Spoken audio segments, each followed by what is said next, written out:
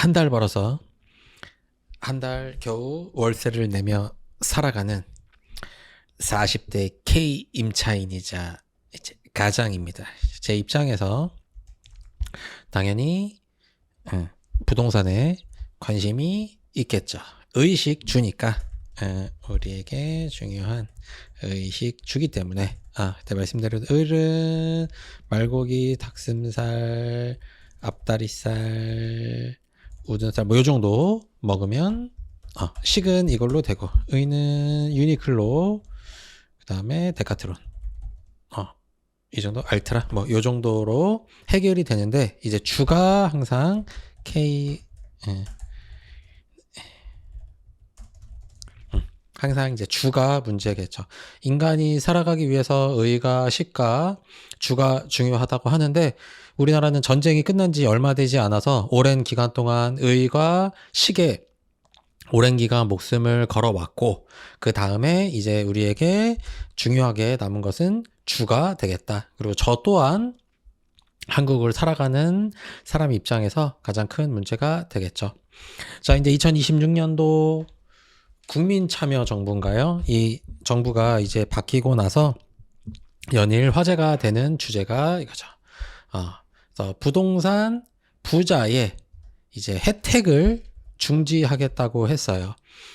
혜택을 중지하겠다고 하면 이제 별게 아닌 거죠. 내가 그동안 선물을 줬던 것을 선물을 주지 않을게 라고 이야기하는 거라서, 산타 할아버지가 오지 않으시면 심적으로는 속상하지만 우리네 인생에는 일말의 영향도 없기는 없지만, 이제 문제는 그동안의 혜택이 너무 과도했기 때문에 그로 인해서 집값이 하락할 확률이 올라가게 되죠.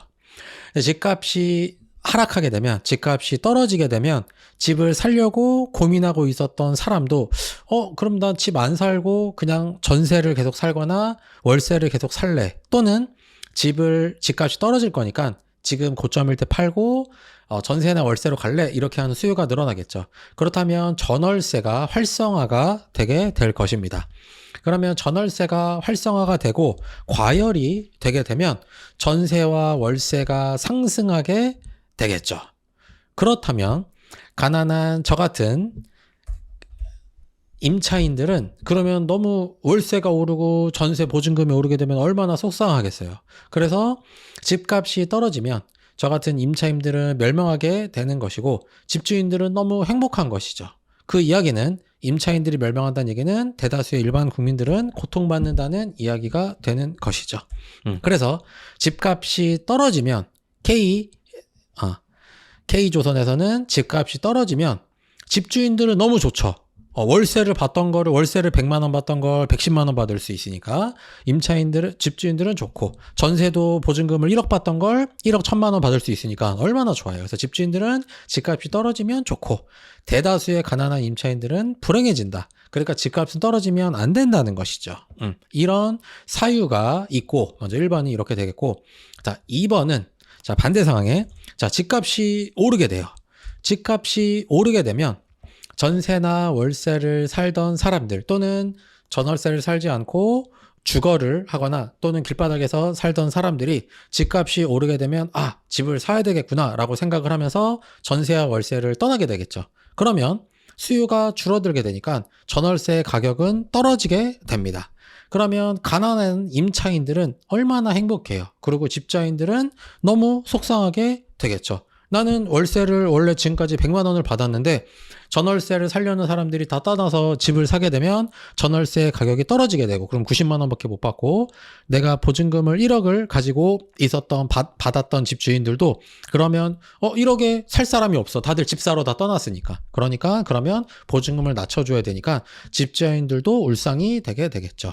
그래서 결론은 K조선에서는 집값이 올라가게 되면 집주인들은 너무 불행해지고 집값이 올라서 어떻게 망했어 라고 하는 거고, 가난한 임차인들은 너무 좋죠. 와, 진짜 살만해졌다, 너무 좋다, 월세가 깎이다니 너무 행복하다 라고 1번이랑 2번으로 생각하는, 망상하고 있는 병신 같은 사람들이 김치의 이제 30% 정도가 된다라는 것이 놀랄 따름이 되겠죠. 그래서 그런 분들은 어차피 뭐 대화하는 것 자체가 의미가 없어서 그냥 꺼지고 꺼지라고 말해주는 것이 사실 인지상정인 것이죠.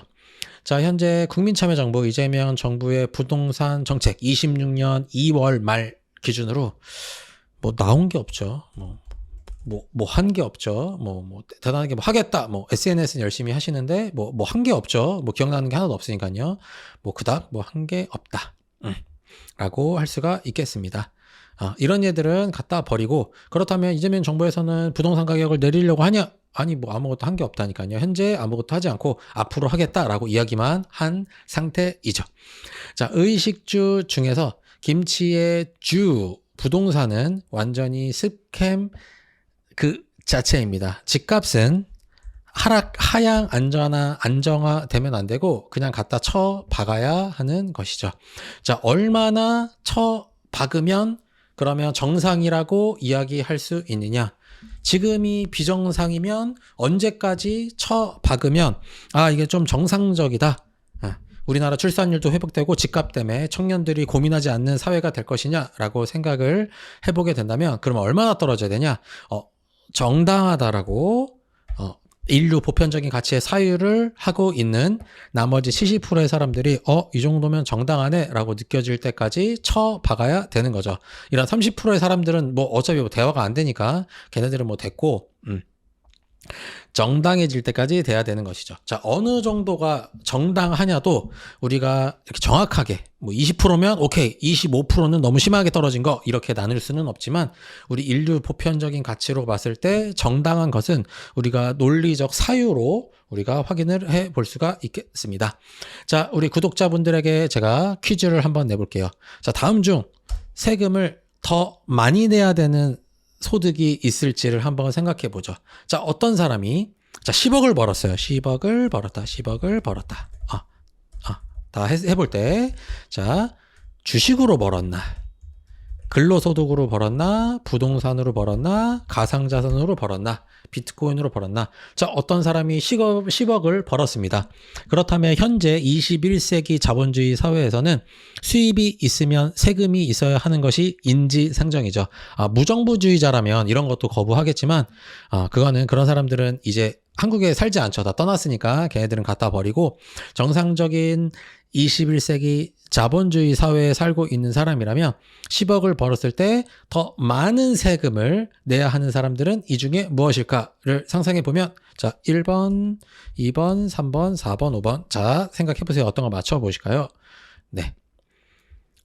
정답은 뭘까요? 정답은 똑같이 내야죠.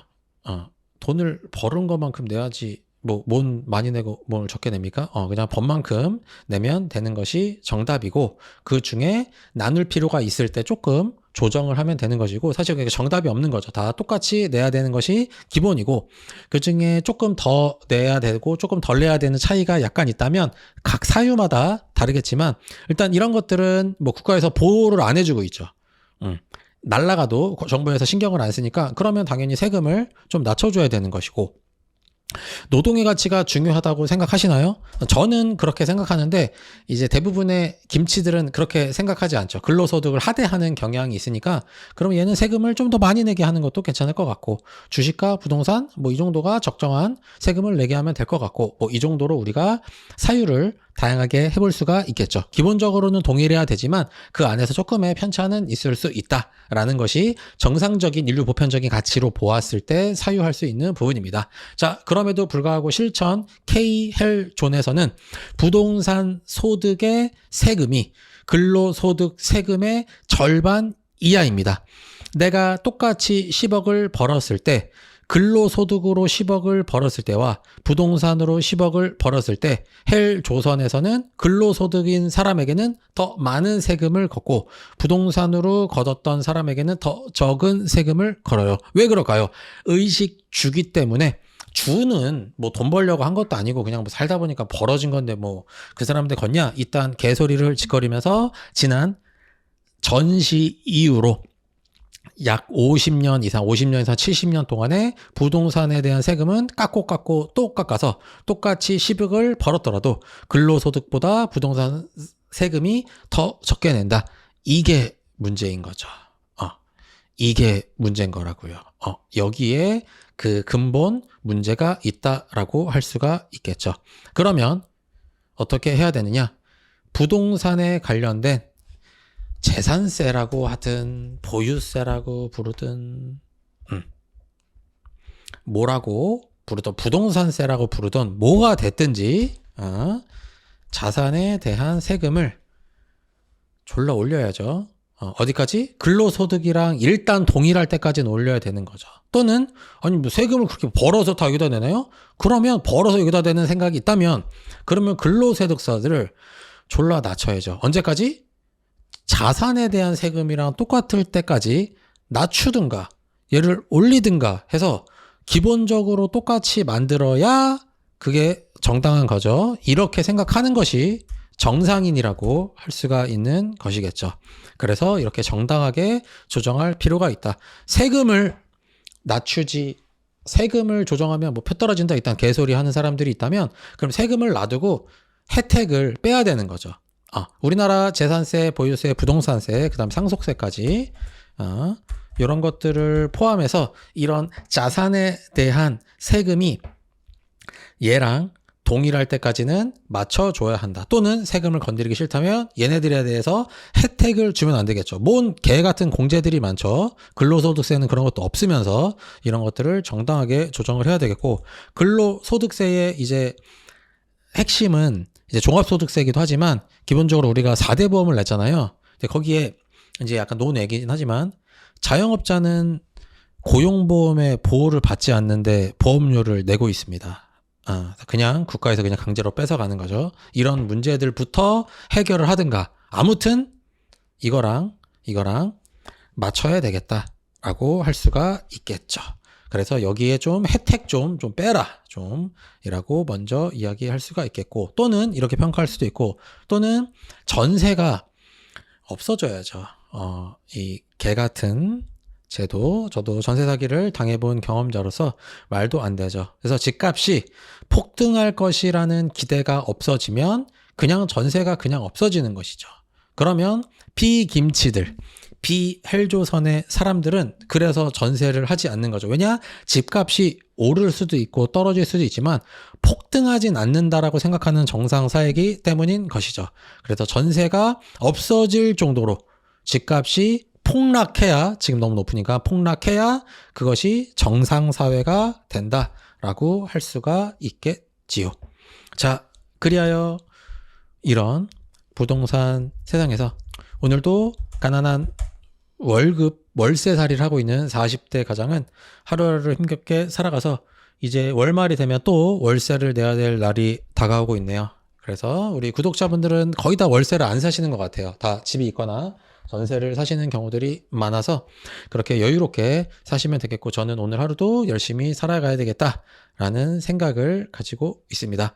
그리고 이제 조중동으로 대표되는 이 재래식 언론들에서 요 워딩들을 계속하죠. 제가 맨 처음에 얘기했었던 이 1번과 2번, 집값이 떨어지면 국민들이 고통을 받는다, 가난한 임차인들이 고통을 받는다, 이 소리가 이제 다시 슬슬 나오고 있죠.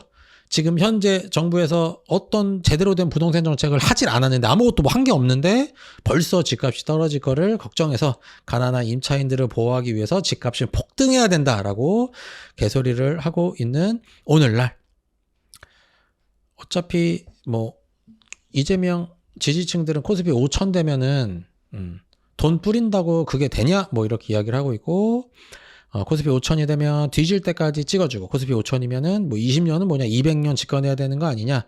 이것이 7개월 만에 결국에 달성이 되었다. 왜냐? 정상사회로 가고 있기 때문이겠죠. 그래서 이제 곧 50억 된다고 해요. 이재명 대통령의 집이 분당집 멀리 팔고 청와대에 등기 치면 되잖아요. 이거 맨날 팔라고 하니까 청와대에 등기 쳐서 요 친구의 하겐다즈의 말대로 200년을 집권해야 되지 않을까. 왜냐? 코스피 5천을 찍었기 때문에. 그리고 요 50억 될 집은 그거 산 사람은 재산세를, 자산에 대한 세금을 정당하게 내시길 바라면서 이번 영상을 마치도록 하겠습니다. 안녕.